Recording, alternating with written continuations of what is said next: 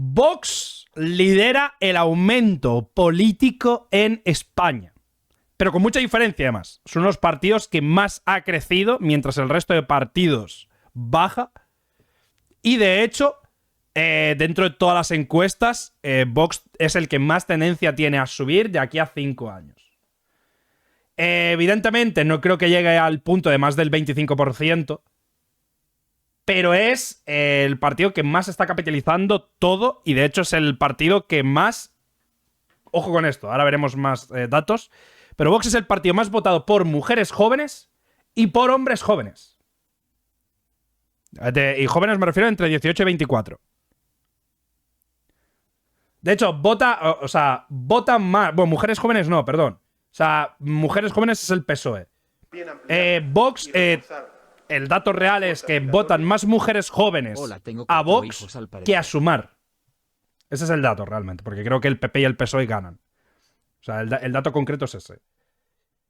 Es una cosa, es una cosa.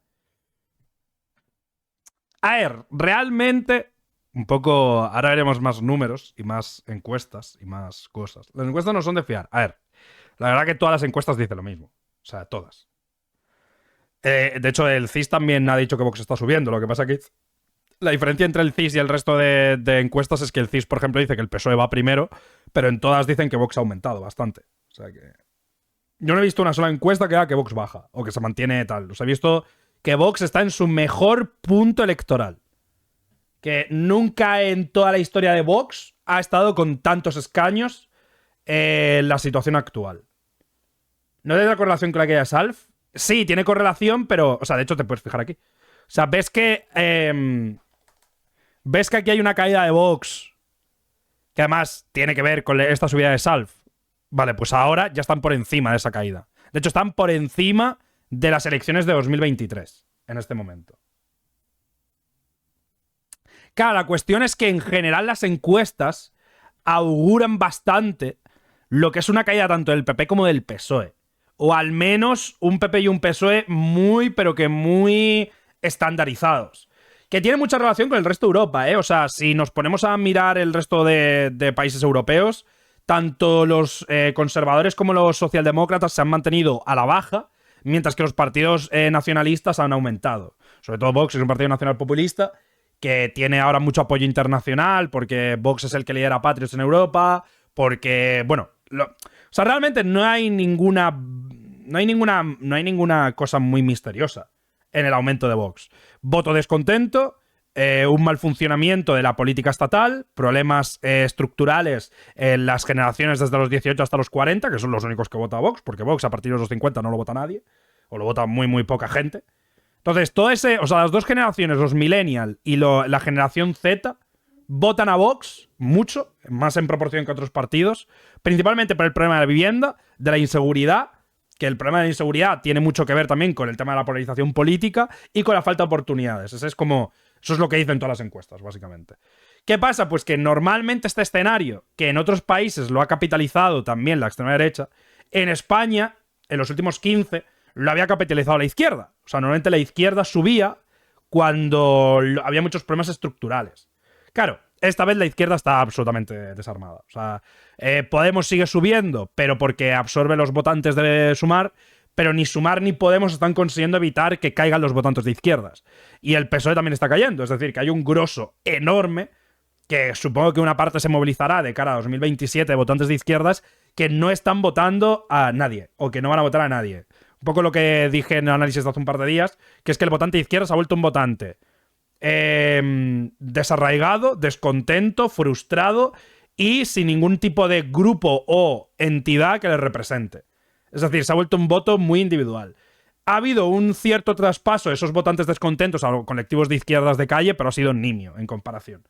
O sea, en comparación a la cantidad de votantes de izquierdas que están hasta la polla, no ha habido suficientes que se hayan ido precisamente por eso. Están tan hasta la polla porque además la mayoría de votantes de izquierda son votantes socialdemócratas que ven la política dentro del espectro partidista y no del espectro de calle, porque son votantes desde los 90 que no han sido educados en ese aspecto que sí se educó a los, por ejemplo, votantes del PSOE de los 70, porque os recuerdo que el votante del PSOE de los 70 está afiliado a CCO o afiliado a UGT, vota al PSOE sistemáticamente, sale a manifestarse por sus derechos de pensionista. Sin embargo, esa cultura de la protesta no se traslada a la izquierda, joven, de los 90.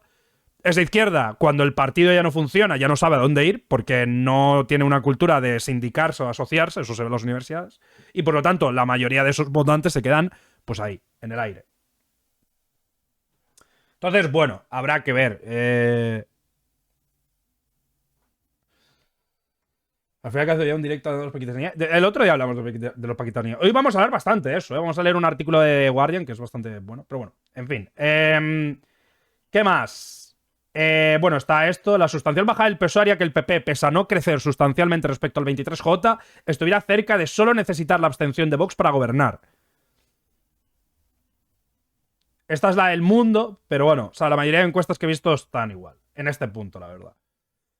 Y aparte han salido algunos datillos más que me parecen interesantes. Sobre, por ejemplo, el poder adquisitivo. Más del 90% de los votantes de Bildu, Junts y PNV dicen tener una situación económica buena o muy buena. Este dato se reduce hasta el 47% para los que no fueron a votar. Es interesante ver que realmente... O sea, una de las cosas más interesantes es ver la posición económica de los votantes de Sumar. O sea, el partido al que vota más gente con problemas económicos es Vox, lo que tiene sentido con esto que os digo de un escenario de descontento, pero es que Sumar ya no representa ni a los jóvenes. O sea, me he puesto a mirar más estadísticas y Sumar no es más votado por mujeres que Vox, ni por hombres. Pero además, el poder adquisitivo y la media de edad de Sumar ya es de más de 45 años. Esto es una cosa muy tocha. Claro, por eso Sumar no funciona. O sea, realmente lo que indican los datos es que Sumar ha fracasado en llegar a los jóvenes españoles y el público al que ha llegado es, sobre todo, de mujeres mayores de 45 años y esas mujeres tampoco conectan muy bien, la mayoría, con el partido porque Sumar tiene un lenguaje ambiguo. Es decir, ni comunica para adultos de clase trabajadora ni para adultos de clase baja, sino que está como intentando comunicar a una clase media descontenta que no existe. Entonces es como mi análisis. Mientras que Vox ha ido más a saco y Vox habla, o casi todo su discurso se centra mucho en las clases bajas, jóvenes, de dos generaciones. O sea, Vox, tú te miras la estadística y a Vox no le vota casi nadie a partir de los 40. Es así. O sea, a partir de los 40 no le vota casi nadie. Entonces, Vox es el partido que más tendencia tiene a crecer en el largo plazo. Que es un poco la clave que os he dicho muchas veces, que en España la clave para crecer, si no eres el PP o el PSOE, que te lleva votando todo el mundo desde la transición, es ir a las nuevas generaciones que en el futuro crecerán y cuando crezcan te tendrán en mente. Porque el voto sistemático existe. Es muy probable, o al menos en España, que la gente que durante más de 5 o 6 años voten a Vox, los vayan a votar toda su vida. Y pasa lo mismo con Podemos, con Sumar y con cualquier partido. O sea, existe una cultura del voto, que hoy criticamos mucho en el PP y el PSOE, pero que de aquí a 5 o 10 años va a pasar lo mismo con el resto de partidos. Que sobrevivan, claro, los que no sobrevivan, pues no. La ducha que la que has de meter no me ha salido un arriba. Entonces, claro, a ver, también es cierto, o al menos mi visión en la realidad fuera de... O sea, porque yo no creo que Vox suba porque de verdad proponga cosas que van a solucionar el país, sino porque realmente está en el mejor momento posible. O sea, llevan en la contra mucho tiempo, se han sabido manejar muy bien en redes sociales, están habiendo muchos problemas a nivel migratorio en el resto de Europa, que incluso aunque no pasen en España, aumenta la percepción problemática. El resto de partidos de Europa también están subiendo mucho los de la misma cuerda política. Es decir, Vox va muy detrás de lo que está ocurriendo en el resto de Europa, pero va muy poco a poco. O sea, fuera de... Ya os digo, o sea, sí que...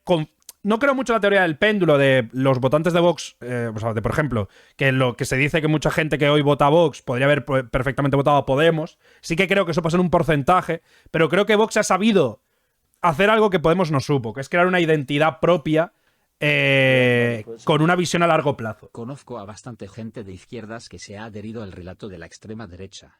¿Qué opinas? Gracias por los 5 meses. Pues que la cuestión del relato de la extrema derecha es, a mi ver, que la izquierda fracasa en combatir el relato.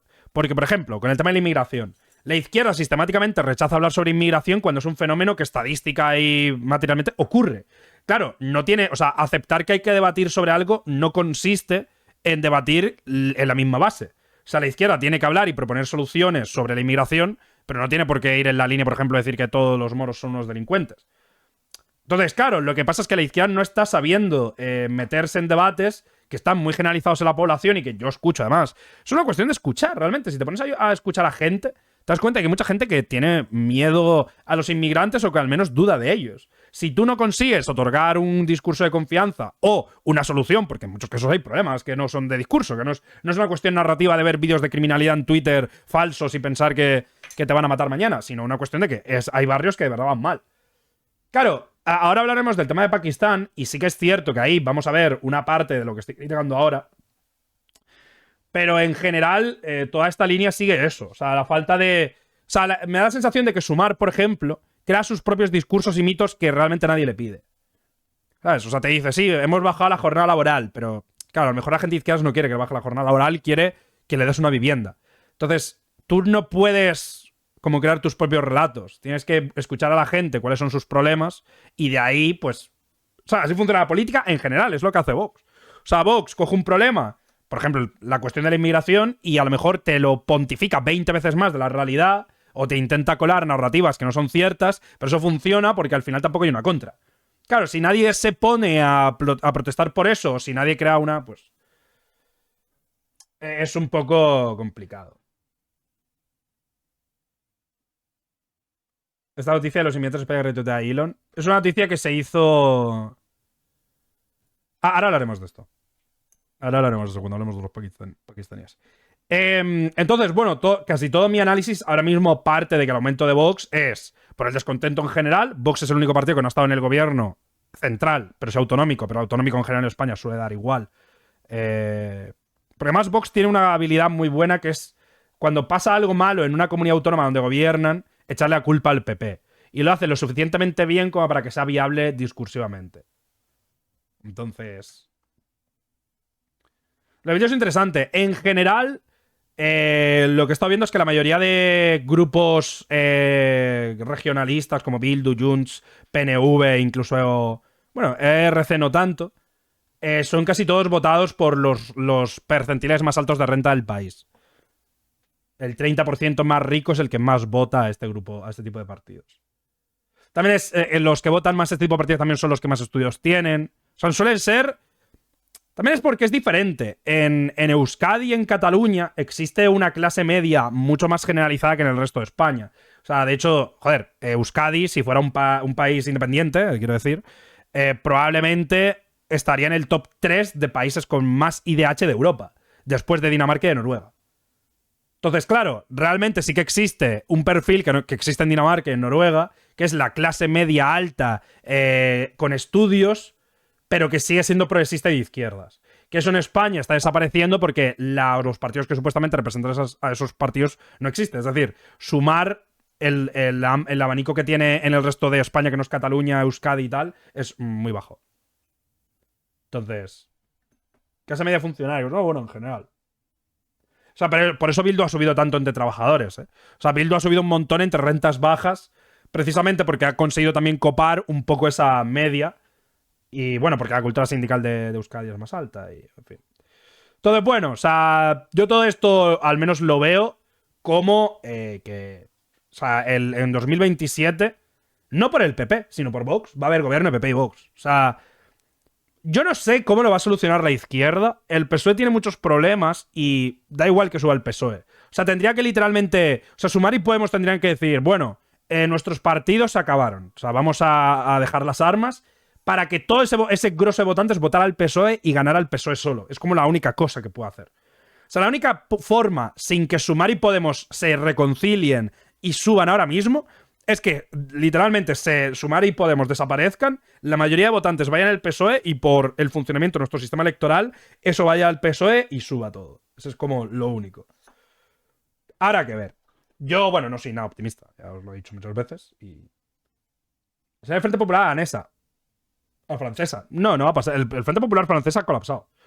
Los frentes populares no funcionan. Yo no soy optimista. O sea, viendo lo de Austria, para mí Austria, de hecho vamos a hablar de Austria en línea con esto, Para mí Austria es el mejor ejemplo de que no es posible en la práctica, por una cuestión de capricho, de intereses económicos, que los liberales, los socialdemócratas y los conservadores salían.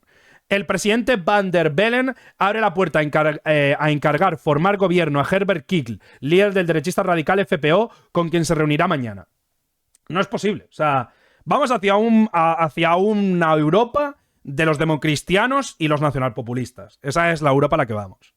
Porque los socialdemócratas, liberales y los conservadores clásicos tienen demasiados conflictos de intereses y no quieren. Es que es lógico, en realidad. O sea, es muy difícil poner de acuerdo un programa socialdemócrata, conservador y liberal. Es que es una ideología nueva en sí misma, ¿sabes? Es un poco Entonces, bueno, eso es un poco lo que yo creo que espera. Y en España no va a pasar. España, de hecho, en España es donde más se va a vivir esto. En España, en 2027 va a estar PP y Vox. El PP va a decir mi. Le va a decir... seguramente va a pasar esto. El PP le va a decir a Vox, absténganse para que gobierne el PP solo. Vox va a decir, no, porque ya no estamos como en el anterior. O sea, en la anterior... en las anteriores elecciones, Vox abrió el culo. Dijo, oye, os doy todo al PP para que gobernéis. O sea, para que no gobierne Sánchez, al menos.